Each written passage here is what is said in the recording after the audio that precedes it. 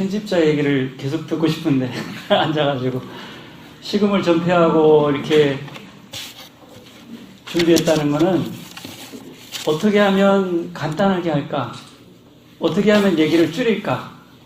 그런 고민을 했었습니다.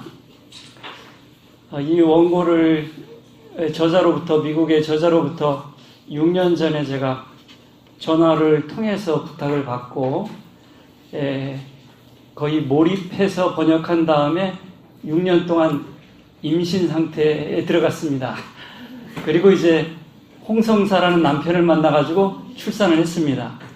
출산하는데 남편 머리끄댕이를 좀 잡고 싶더라고요. 너무 힘들어가지고.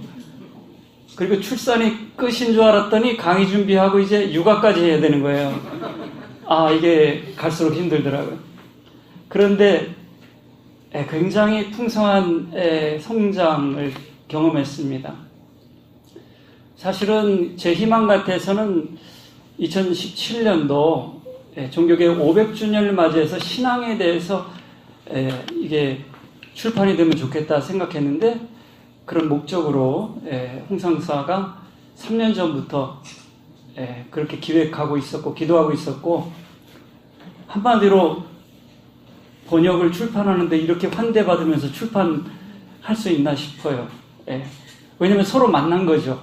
그래서 저는 홍성사를 만나고 홍성사는 저라는 사람을 만나가지고 서로 그냥 고마워하면서 막 이렇게 작업을 했습니다. 먼저 이 이름 키에르케고어 학회에서는 키에르케고어로 돼 있죠. 근데 이제 외래어 표준법이 키르케고르 한자가 주니까 전 좋더라고요. 한자가 줄어서 더 좋았다. 원래 그 이름의 뜻은 뭐냐면 키르케 이제 키르해 독일어나 이 유럽권에서는 교회란 뜻이에요. 키르케 가든. 그래서 교회 뒤뜰에 있는 무덤을 말합니다. 공동묘지라고 번역도 해요. 그래서 그분들이 소장농이어서 교회 일을 했던 교회 가까이 있었던 그런 가족 패밀리 같습니다. 그래서 공동묘지 또는 교회 뒤뜰의 무덤이라는 뜻입니다. 아주 교회와 가까운 또 자기의 평생의 주제인 죽음과 연관된 그런 이름을 가지고 있습니다. 키에르케고어는 가장 독자를 절망하게 하는 작가예요. 그래서 독자가 함부로 범접할 수 없고 잘못 범접하다가는 타버린다고 그렇게 전문가들은 표현합니다. 쉽게 건드릴 수 있는 책이 아니라는 거죠. 그렇다고 내용이 대단한 건 아닌데 사람들이 너무 내용들을 쉽게 생각하니까 그 장치를 마련해 놓은 거예요. 무시하지 못하도록 장치를 마련해 놓은 거죠. 동시에 키에르케고는 가장 가치 있는 사상가예요. 그래서 참 재미있게도 그의 영향을 받지 않은 현대 사상가는 없어요. 문학가, 심리학자, 신학자, 철학자 영향을 받지는 않았는데 그 족보가 없어요. 영양사가 없어요. 왜냐하면 왠지 궁금해. 하여튼 그 연구가들은 다 궁금해 하거든요. 분명히 이 사람은 영향을 받았는데 안 받은 것처럼 한다거나 어떤 분은 노골적으로 얘기하죠. 칼 융이라든지 폴 틸리라든지 본 회포라든지 얘기를 하지만 칼바르트라든지 다 거리를 두고 뭔가 깨름직해요. 깨름직하다고 표현한 게 맞는지 모르겠네요. 아무튼 대단한 괴짜의 영향을 다 받았습니다. 왜 절망하고 왜 좌절할까? 그러면서도 왜 그 사람에게 주목하지 않을 수 없을까? 그의 사상은 교훈을 주고자 하는 사상이 아니거든요. 그래서 쉽게 우리에게 훈계나 교훈을 듣자고 그의 책을 읽지 않습니다. 그가 이제 선생님이 박사 논문도 그렇고 소크라테스인데요.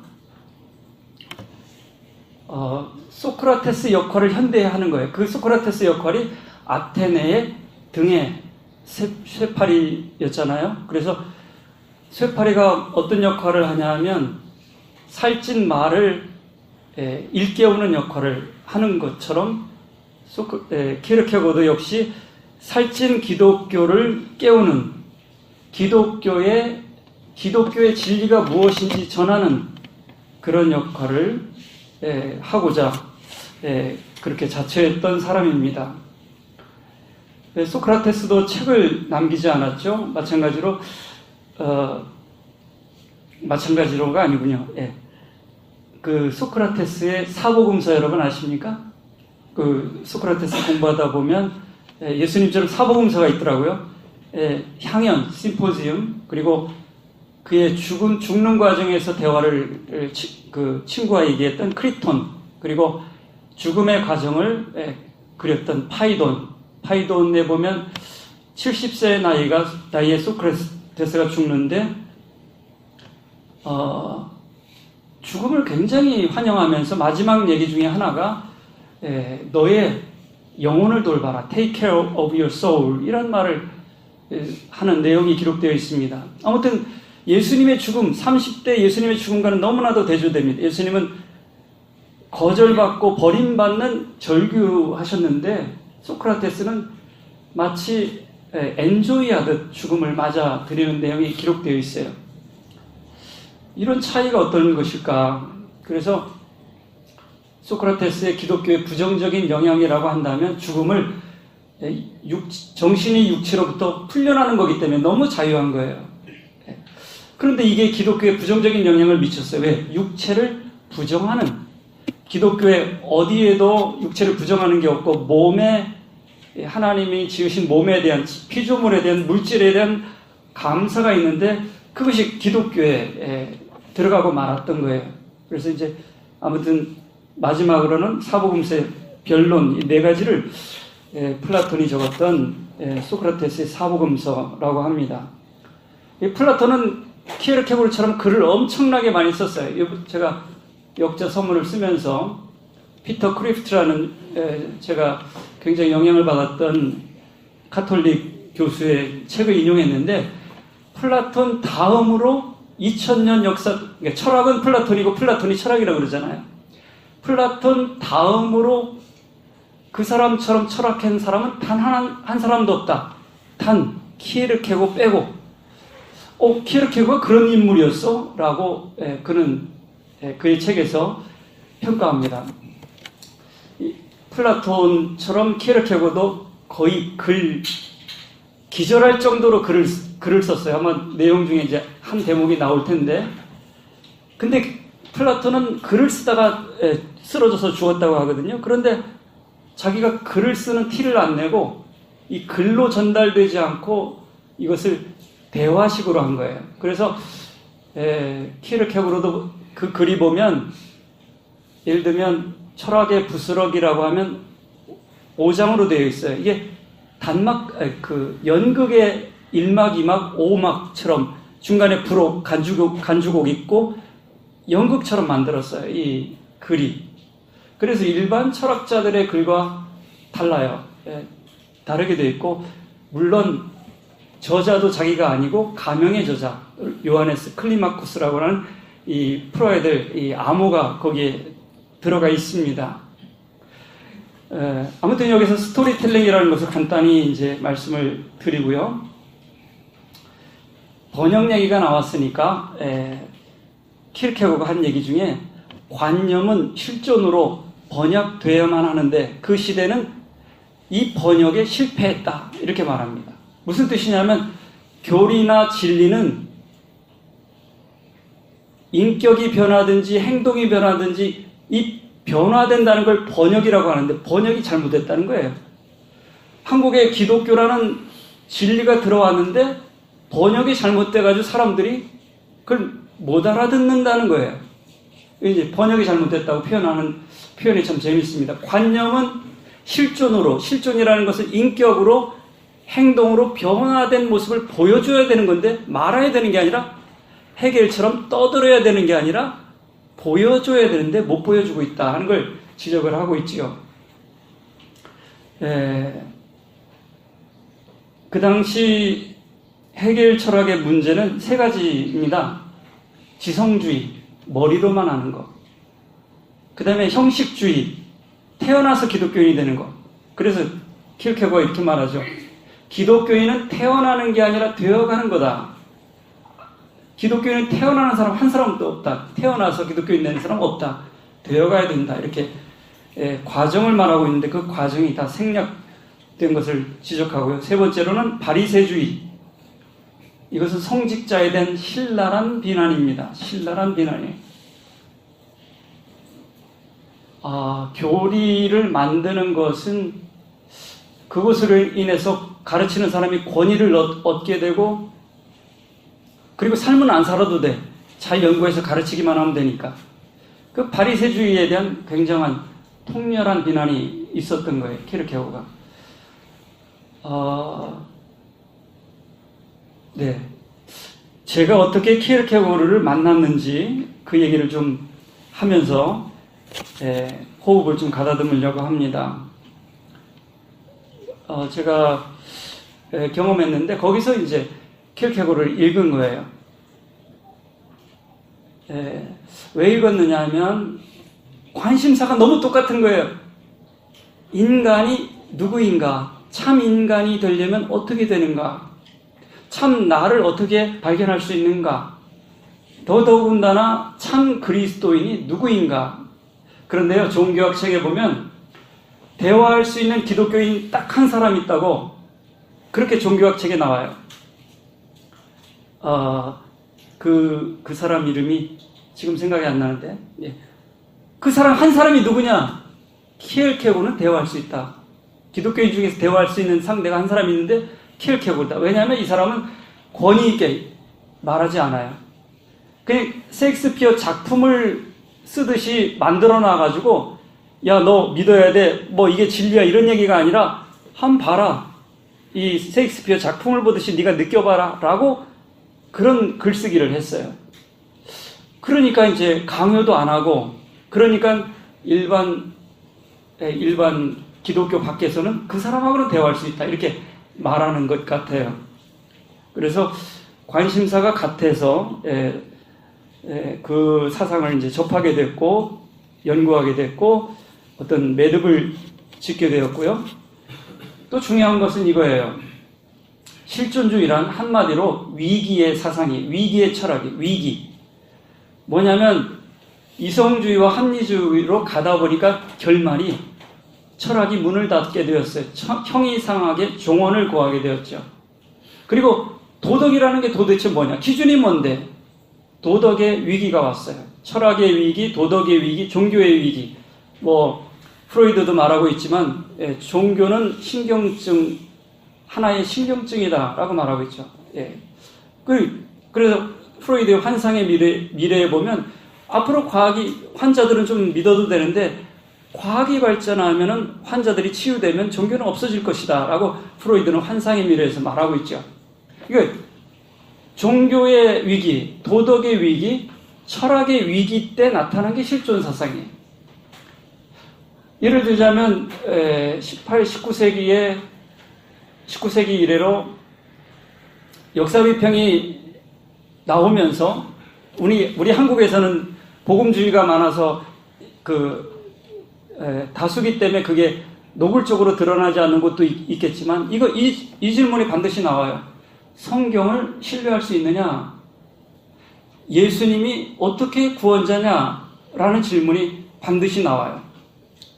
그냥 우물 안에 있으면 그게 안 들리지만 우물 밖에 나오면 반드시 나오는 질문이 성경이 신뢰할 수 있는 책이냐? 그리고 예수님이 어떻게 구원자일 수 있느냐? 하는 문제가 반드시 나오거든요. 그 문제에 대해서 현대인들은 더 많은 정보, 더 정확한 역사적 예술을 발견하려고 했죠. 근데 킬케고에서 그는 이제 후서라는 책에서 답을 하죠. 이제 그것들을 이제 불트만이나 바르트, 보네포 같은 사람들이 거기서 이제 열쇠를 얻어서 위기의 철학을 신학을 하게 된 것인데요. 답이 뭐냐면 진리는 더 많은 정보를 얻어서 획득할 수 있는 게 아니라 회개하고 복음을 믿어야 된다라는 게 답이었어요. 그러면서 진리는 배우는 게 아니라 살아야 되는 것이다. 이렇게 말하고 있어요. 진리는 배우는 게 아니라 삶으로 배워야 된다. Learning by doing. 그렇게 답을 하고 있어요. 요즘에 역사적 예수 연구, 무슨 연구를 통해서가 아니라 삶으로서 습득할 수 있는 게 진리다라고 다른 차원의 말을 하고 있지요. 그래서 제가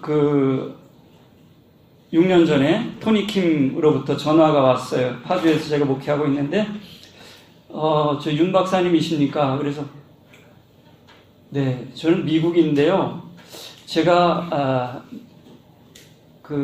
벨기에 루뱅 대학교, 또, 네덜란드의 자유대학교, 거기는 이제, 덴마크, 네덜란드는 루터, 개신교가 발달했거든요. 거기서 이제, 학위를 하고 책을 썼는데, 이걸 좀 번역할 사람을 찾고 있습니다. 3명을 추천을 받았는데요. 그 중에 마지막으로 저에게 2분은 안 되신다고 그래서, 아닌 게 아니라 손사래를 치셔서 저한테 이걸 좀 해주실 수 있냐고. 그래서 박사 논문을 쓰고 그걸 소개할 부담을 늘 가지고 있었는데, 할 때마다 그렇잖아요. 다시는 내가 글을 안 쓴다. 그러다가 또 정신 차리다 보면 또 하나 낳고 또 하나 낳고 그렇게 되는 것처럼 한번 해야 되겠다 생각을 해서, 근데 아무것도 몰랐던 거예요. 출판사가 해결해야 되는데 저자하고 번역자가 하는 것은 아니더라고요. 몰랐어요. 근데 제가 그 책을 갖고 충격을 받았어요. 우리 편집자는 그걸 좋게 해석했는데, 신앙과 합리성은 키엘케고르 사상에서 같이 갈 수가 없는 거거든요. 근데 이게 붙어 있는 거예요. 이걸 번역을 어떻게 해야 되지? 제목을? 6년 동안 답을 못 찾았어요. 이게 확신이 없었어요. 내가 아는 상식으로는 이게 같이 붙어갈 수가 없는데 어떻게 이 제목으로 책을 썼지? 논문은, 그 책 번역은 몰입을 했기 때문에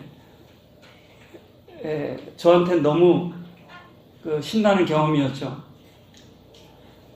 철학의 부스러기라는 책을 가지고 쓴 책인데요.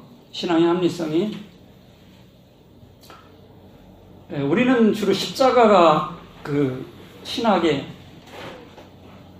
주축이잖아요.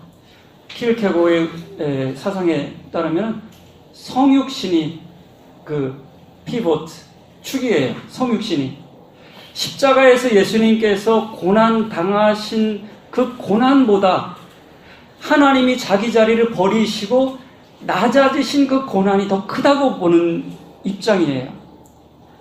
성육신의 역설이 그가 현대인들에게 제시하는 가장 기본적인, 첫 번째 신앙의 관문으로 들어가는 기본적인 축인데요. 이건 역설이고 이해되지 않는 부분인데 어떻게 합리성이라고 제목을 지은 것일까? 6년 동안 제가 자신이 없었어요. 그리고 6년 만에 책이 다 나오고 역자 서문을 쓰기 전에 비로소 그 답을 찾았어요. 이해가 된 거예요. 내용은 이해가 되는데 제목이 이해가 안 되니 이건 출판하면 안 되는 책인데요. 마지막에 그것을 파악을 하고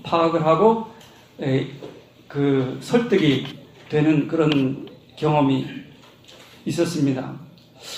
그 내용이 너무나도 몰입이 되어서 저는 참 좋았는데 출판에 자신이 없었어요. 왜냐면 그 해결이 안 되기 때문에.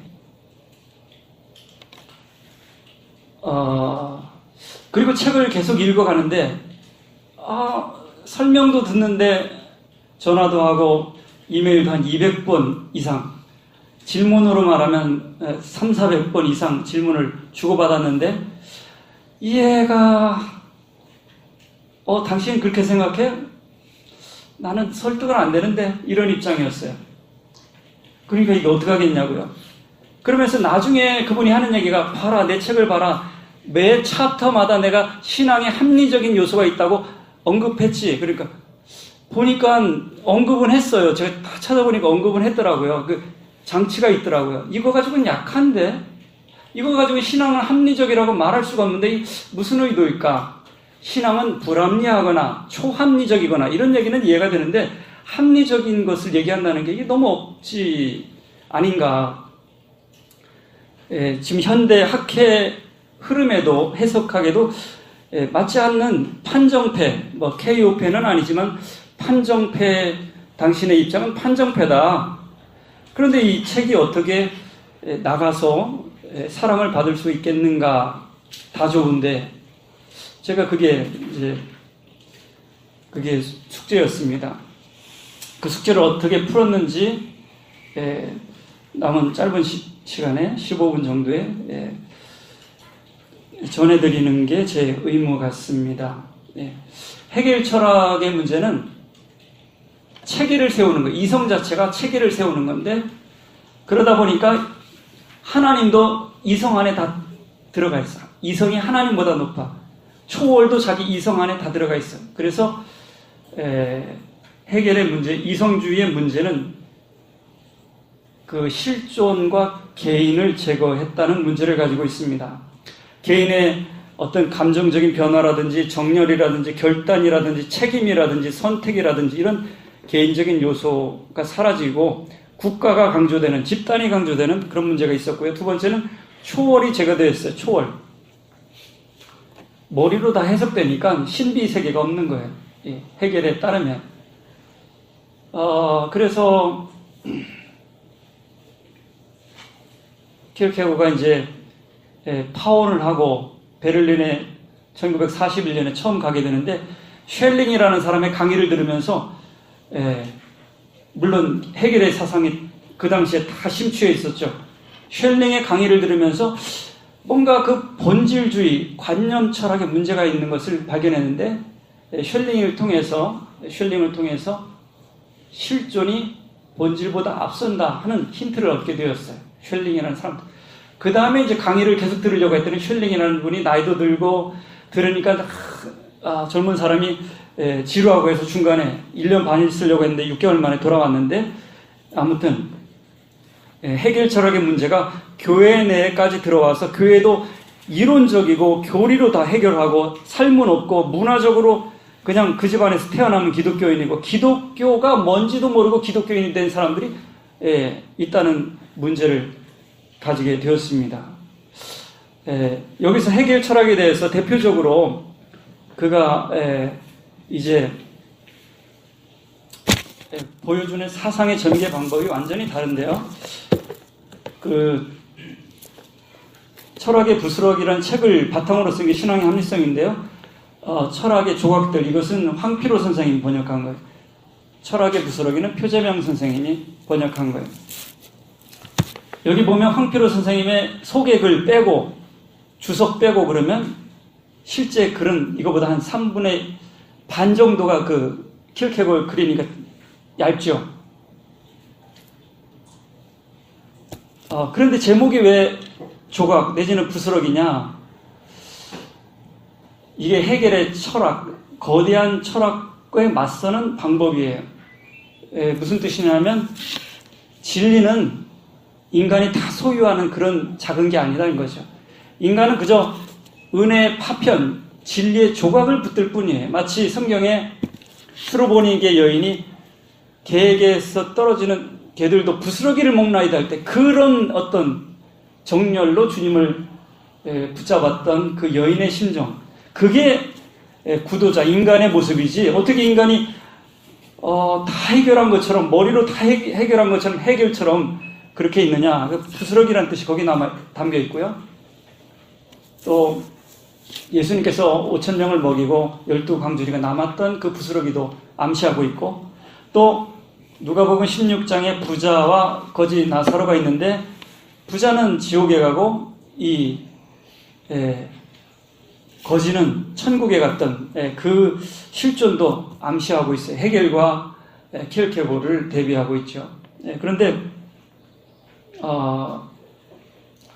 그 해겔의 전체성, 해겔의 어떤 체계 이론에 대해서 반박하는 작은 책을 썼다는 의미에서 철학의 부스러기입니다. 그런데요, 재미있는 것은 이거의 부록인데요. 부록이 이거예요. 제가 일부러 가져나왔는데 부록이 더 커요. 한마디로 이제 해겔을 풍자하는 적인데요. 이 부록이 더 커요. 그 정도만 이제 가시적으로만 얘기하고. 그런데 이 책을 철학의 부스러기는 1844년 2월 13일 날 출간했는데 이건 1846년에 출판을 하게 됩니다. 근데 이 연도가 매우 중요한 의미를 가지고 있어요. 키에르케고 집안 얘기를 좀 하려고 그래요. 아버지는 모직상이었는데 굉장히 부자였어요. 성공적으로 사업을 잘했어요. 예. 그런데 키에르케고가 23살 때 대지진 체험이라는 걸 하게 됩니다. 대지진 체험. The Great Earthquake이라는 체험을 하게 됩니다.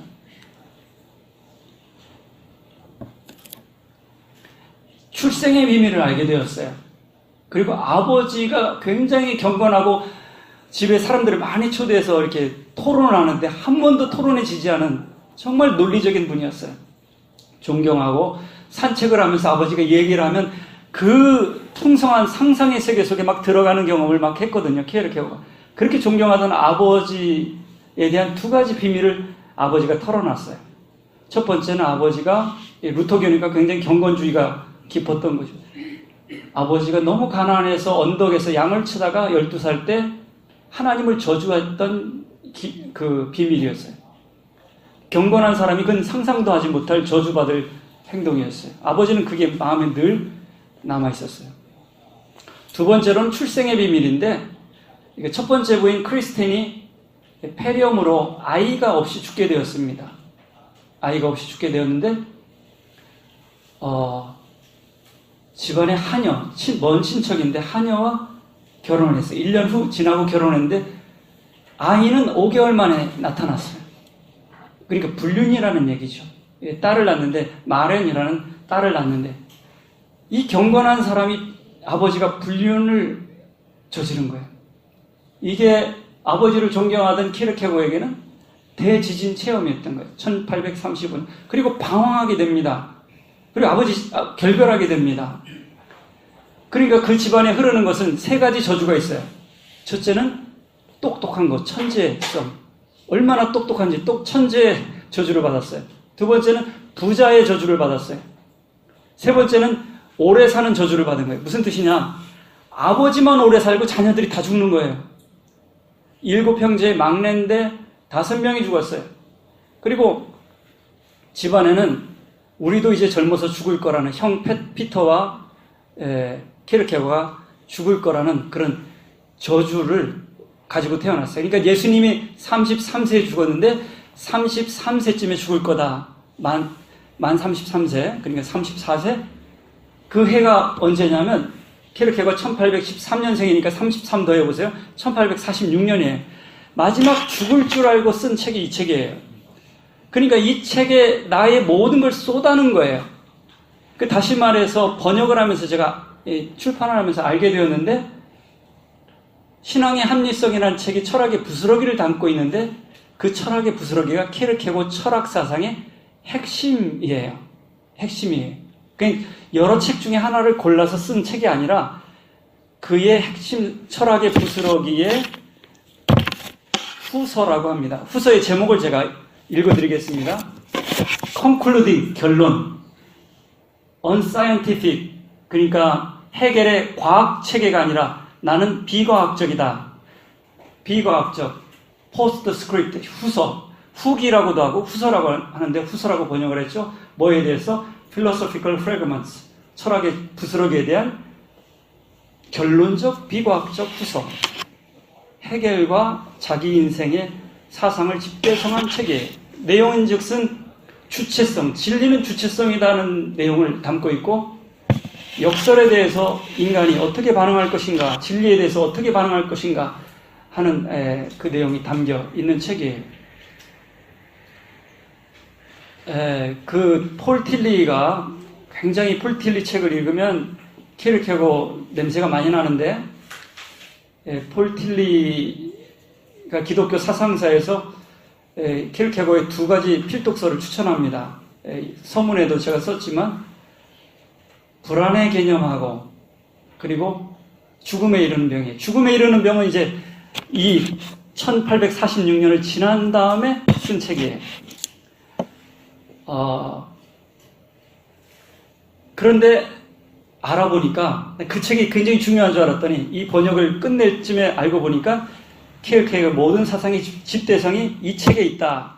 그리고 그 책을 주제로 다룬 책이 신앙의 합리성이다. 따라서 여러분이 이 책을 키르케고르 사상의 핵심, 물론 프라이머리 소스는 아니지만 2차 자료이지만 굉장히 중요한 책을 다룬 책이다. 그냥 여러 가지 중에 관심 있어서 다룬 책이 아니라 이 책을 번역하면서 다른 학자들의 책을 쭉 봤어요. 전부 키르케고르 사상을 제대로 이해한 사람이면 철학의 부스러기 이 책을 언급하고 있어요. 가장 핵심적인 책이에요. 철학적으로. 이제는 이 5만 가지 길이 열리는데 어디로 가야 되나? 예. 이제 좁아 들어가야 되는데, 예. 제가 이 책을 번역하면서 발견한 것을 실질적인 얘기를 하면서 끝내는 게 좋을 것 같습니다. 첫 번째 발견한 게 철학의 부서기가 굉장히 핵심적인 책이라는 걸 발견했고요. 두 번째, 1844년에 키르케고르는요, 일기, 그 사람의 일기를 봐야지 그 책을 제대로 해석한 거고요. 그 다음에 일기가 말고, 그 다음에 설교집이 있어요. 설교집을 강화집이라고 했어요. 왜냐면 목사 안수는 안 받았어요. 그리고 그의 이제 심미적인 저술들이 우리가 흔히 쭉 알고 있는 책들이에요. 할 얘기들이 많지만 줄이려고 이제 제가 밤을, 식음을 전폐했던 건데 잘 안 줄여집니다. 그런데 44년에 4일 만에 책이 나온 거예요. 그게 쉬운 게 아니잖아요. 키르케고르 저술에 보면 거의 실신할 정도로 글을 썼어요. 실신할 정도로. 철학의 부스러기가 나오고 4일 후에 불안의 개념이 나왔어요. 근데 이 두 사이에 쌍둥이라고 제가 이름을 붙였는데 변증법이 있어요. 철학의 부스러기는 하나님이 인간이 된 성육신을 다루고 있어요. 지극히 높은 데서 구원을 이룬 출발점이고요. 불안의 개념은 에덴 동산, 인간이 타락한 죄의 현장에서 어떻게 구원의 길, 불안을 통해서 불안이 인간의 실존이지만 이제 검찰 조사를 우리 대한민국에 많이 하지 않습니까? 특검도 있고 불안만큼 대단한 특검이 없다고 키르케고르는 말하고 있어요. 불안이라는 특검에 걸리면 안 걸리는 게 없대요.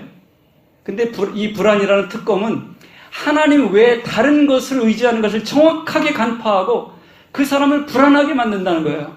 그런데 이 불안이라는 것은 하나님을 의지하는 순간 구원으로 인도하는 징검다리가 된다는 게 불안의 개념인데 키르케고르의 부스러기는 위에서 아래로 성육신을 말하고 있고 불안의 개념은 에덴 동산의 죄 지은 인간의 실존을 말하고 있는 두 가지가 쌍둥이. 하나는 신약, 하나는 구약. 근데 뭐가 먼저라고요? 부스러기가 신약이 먼저예요. 그리고 불안의 개념이 나중에 나왔어요. 이것은 무슨 뜻이냐? 죄를 깨달아서 회개하고 구원받는 게 아니라 하나님의 은혜의 빛이 임할 때, 은혜를 받을 때 죄가 깨달아진다는 키르케고르의 독특한 사상이에요. 그래서 우리가 생각하듯이 죄를 깨닫는 개념은 죽음에 이르는 병에 보면 하나님의 계시가 아니고는 불가능합니다. 회개는 하나님의 선물입니다. 저는 이 키르케고르 사상에서 우리는 죄인들이 죄를 깨닫고 회개하지 우리같이 거룩한 사람들은 회개를 하면 안 되는 거예요. 근데 키르케고르는 계시가 임한 사람만 회개가 가능해요. 죄를 깨달을 수가 있어요. 저는 굉장히 충격적으로 기독교를 다시 한번 해석하게 되었죠. 그런 부분을 발견했고요. 이 책의 내용은 소크라테스와 기독교의 진리관을 비교하고 있습니다. 예수라는 표현을 한 번도 쓰지 않고 있죠. 에스더처럼.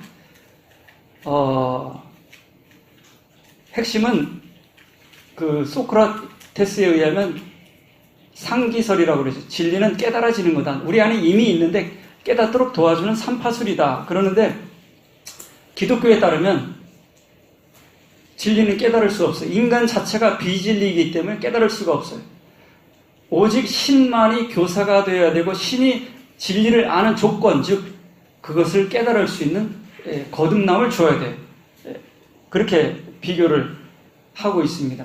그러니까 한마디로 강요하는 게 아니라 선택은 독자한테 다 주는 거예요. 네가 선택해라. 그런데요, 우리가 이제 이것이 저자가 요하네스 클리마쿠스인데요. 요하네스 클리마쿠스의 얽힌 암호를 간단히 해독을 좀 하고자 합니다. 요하네스 클리마쿠스는 토마스 캠피스처럼 7세기의 신앙서적에 30가지 신앙의 경건의 단계가 있는데, 첫째도 사랑이고 마지막도 사랑으로 끝나는데, 그것을 기록했던 요하네스 클리마쿠스라 유명한, 지금도 사람들이 클리마쿠스를 잘 알고 있어요.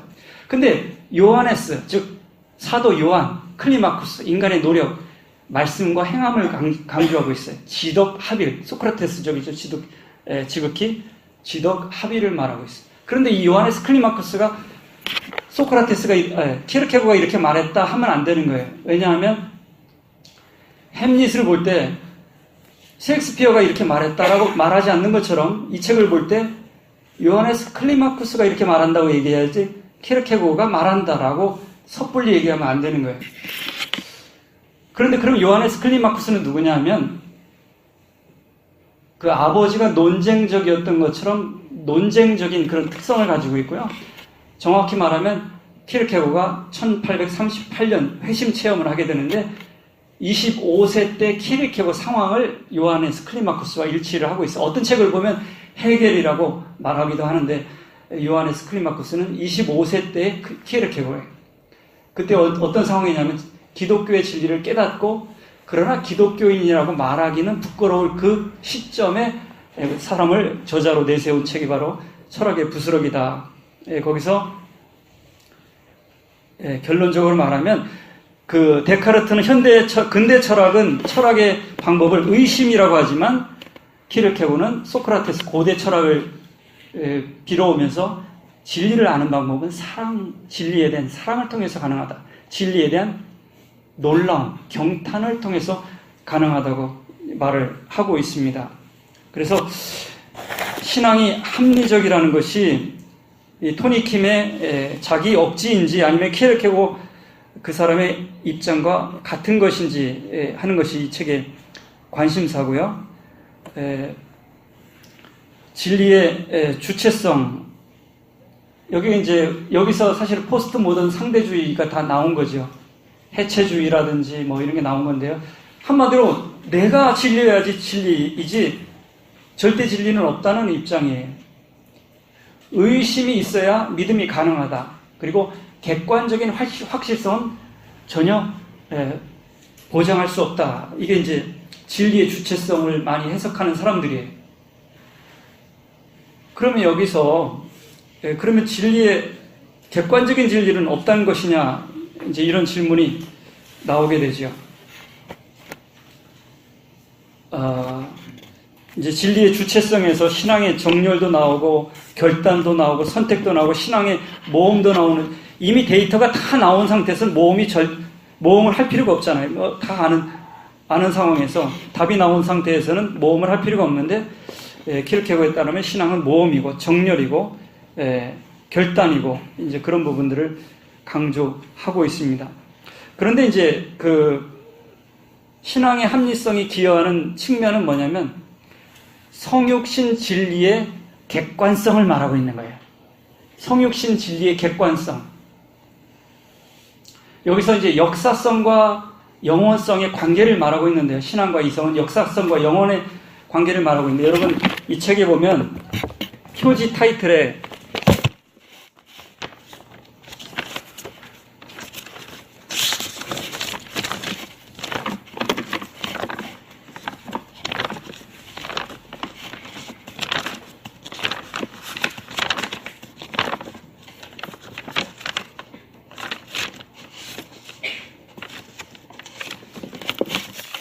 이게 표지인데요. 표지에 질문이 3가지 들어가 있어요. 영원한 의식에 대한 역사적인 출발점은 가능한가? 그 출발점은 어떻게 역사적 관심이 이삭일 수 있는가? 영원한 행복은 역사적 지식 위에 세울 수 있는가? 영혼과 역사 얘기를 계속해요. 다시 말해서 여러분, 그 신이 인간이 되었다. God in time. 시간 속의 하나님. 이거는 절대자가 무한자가 유한자가 된 거잖아요. 키에르케고르에 따르면 언제 어디서가 중요한 게 아니라 성육신이 시간과 공간을 가지고 있다는 게 중요해요. 역사 속에 들어갔다는 게 중요해요. 그래서 그게 역사 속의 근거예요. 예수님이, 하나님이 태어났고 자랐고 죽었고 부활했다. 이 역사 최소주의가 핵심입니다. 왜냐하면 소크라테스나 동양 정부에서는 그게 필요 없어요. 깨달으면 돼. 도를 깨달으면 돼. 근데 기독교만 역사성을 가지고 있어요. 영원자가 시간 속에 왔다. 이거는 그래서 불합리가 나오는 거예요. 불합리. 그런데 잘 여기서 불합리라는 건 말이 안 된다. 이게 불합리가 아니라 제가 이전에 생각했던 불합리는 말이 안 된다. 이건데 그게 아니에요. 잘 들어보세요. 불합리의 개념이란 불합리는 파악할 수도 없고 파악해서도 안 된다는 것을 정확하게 이해하는 것이다. 불합리는 제대로 이해하는 게 불합리예요. 뭐를? 성육신의 진리가 역설이라는 것을 이해하는 거예요. 인간의 이성으로는 내가 도전할 수가 없네. 이걸 이해하는 거예요. 이해하는 게 불합리예요. 이해 못하는 게 불합리가 아니라 내 힘으로는 안 되는 거네. 그럼 방법이 뭐냐? 하나님 나라에 오를 수 있는 클레이마쿠스 사닥다리가 뭐냐?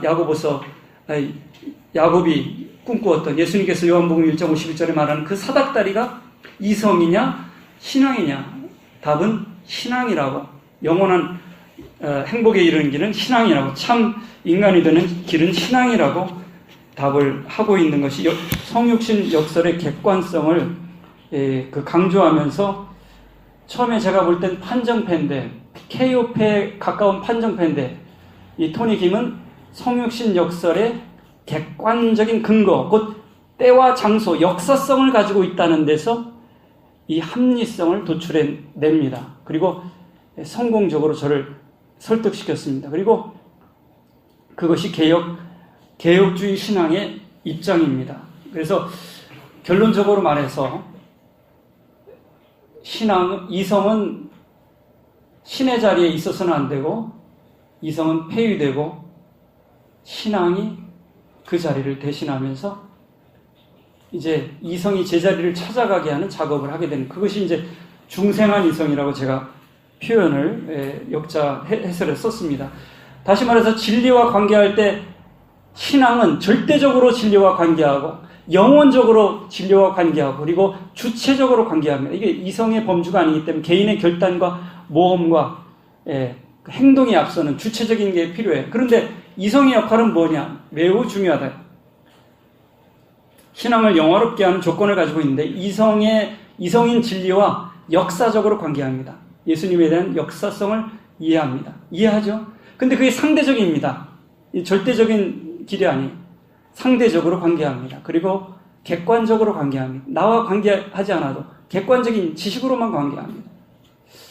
그래서 이성과 신앙이 대립되느냐? 대립되지 않고 보완하는 것으로 키에르케고르 전체 사상에서는 마무리가 되어집니다. 그러면 포스트 모던과 해체주의에서 상대주의에서 말하는 키에르케고르는 진리의 상대성을 말하는가? 주체성, 자기 마음대로 믿는 걸 말하는가? 아닙니다. 절대를 말하고 초월을 말합니다. 헤겔이나 스피노자가 말하는 또 그 현상학자 후설이 말하는 초월을 말하는 것은 가설적인 초월이고 키에르케고르는 인격적인 신으로서의 초월을 진짜 말합니다. 진짜로서의 초월을 말합니다. 여러분, 키에르케고르가 말하고자 하는 게 있어요. 키에르케고르가 안타깝게 하고자 하는 게 있어요. 키에르케고르가 말하고자 하는 것은 인간의 비참한 현실이 아니라 인간의 위대함을 말하고 싶은 거예요. 뭘 통해서? 인간의 불행의 위대함을 통해서 인간의 위대함을 말하고 싶은 거예요. 키에르케고르는 이렇게 말합니다. 인간은 하나님 없이 지나치게 위대하다. 지나친 거 안 좋거든요. 인간은 하나님 없이 지나치게 위대하다. 그래서 하나님 안에서만 참 자기를 다스리고 조율할 수 있고 진리를 만날 수 있다. 이렇게 말을 하고 있습니다. 그러면서 이 동일 철학이라고 해요. 이 해결이나 이성 안에서 다 해결하는 동일 철학. 신이나 자연이나 똑같다는 동일 철학이 아니라 신과 인간의 무한한 간격, 오직 믿음으로만 회개를 통해서만 만날 수 있는 무한한 간격, 신과 인간의 간격. 그리고 정열적으로 찾는 자에게, 구하는 자에게, 두드리는 자에게만 열리는 그 신앙의 세계, 저절로 열리는 세계가 아닌 그 진리의 세계를 말하고 있습니다. 죄송합니다. 두서없이 말씀을 마치겠습니다. 질문도 가능하나요?